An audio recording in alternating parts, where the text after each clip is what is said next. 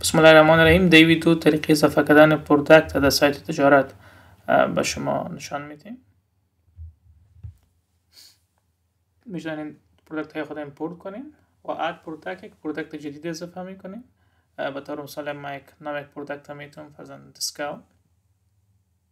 در قسمت یک دیسکریپشن میتونیم در مورد پروداکت نام استاندارد و دیجیتال است. دیجیتال صورت کتاب، پی دی اف یا موضوعات دیجیتالی باشه. کاتگوری پروداکت انتخاب میکنیم. ببینید هر کاتگوری ما ساب کاتگوری هم داره. فرضاً ما کاتگوری از انتخاب میکنم در بخش لباس پوشاک، در بخش لباس زنانه این انتخاب میکنم به طور مثال. درست.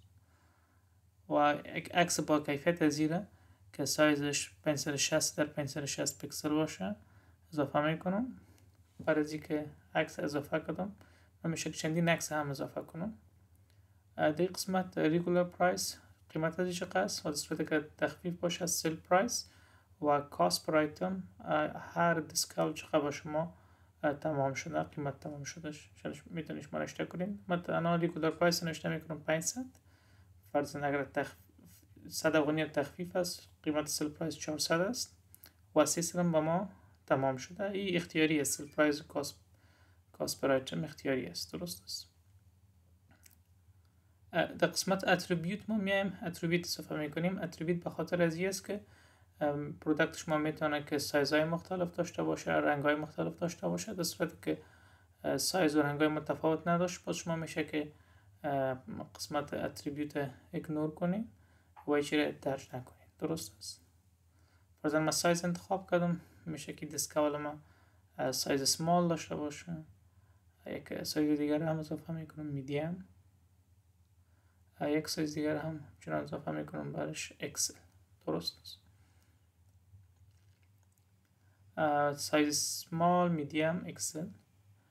بعدا در قسمت میشه که ما دوباره ما اتریبیوت های زیر ریموو کنم. این دفعه اتریبیوت های دیگه را اضافه میکنیم. فرضاً اگر ما خواسته باشیم که اتریبیوت کالر اضافه کنیم چک باکس میگیرم میره. میشه که ما در قسمت کالر های مختلف اضافه کنم. فرضاً یک کالر اضافه میکنم که بلو. میشه که رنگ در رنگ دیگه هم باشه. فرضاً رد. درست.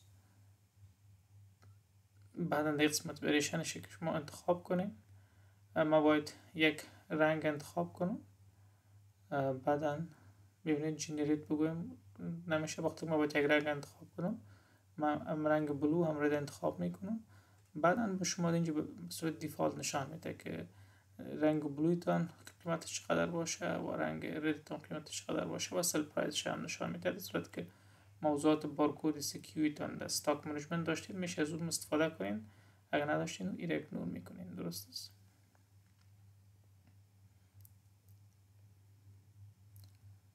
خب این موضوعات ما دوباره ریموو میکنم چون دیسکاول ما این مشخصات نداره. به صورت مستندرد قیمتش نوشته میکنم ریگولر پرایسش. درست است. و کاست پر آیتم میشه که حذف کنم و سیل پرایس میشه که حذف کنم. این موضوعات دیگه در قسمت تکس منیجمنت است که فعلا ما این موضوعات ایگنور میکنیم. این دیگه قسمت استاک کوانتیتی یعنی استاک شما چقدر است باز به خاطر استاک منیجمنت شما استفاده میشه. این پروداکت شما دو حالت داره که هم درافت دیگه هم پابلش.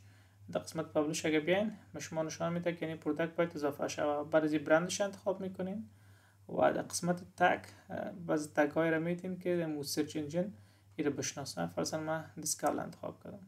درست است. بعدا در قسمت کریت میبینیم که پروداکت ما ساخته شده و استاتسش هم پابلش است. آل در قسمت میبینیم که استور ما پروداکت ما all in one store بله پروداکت ما در این قسمت لیست شده و قیمتش هم لیست شده. میبینیم قسمت ریویو و قسمت دیگه هم about که معلومات مختصر در مورد است.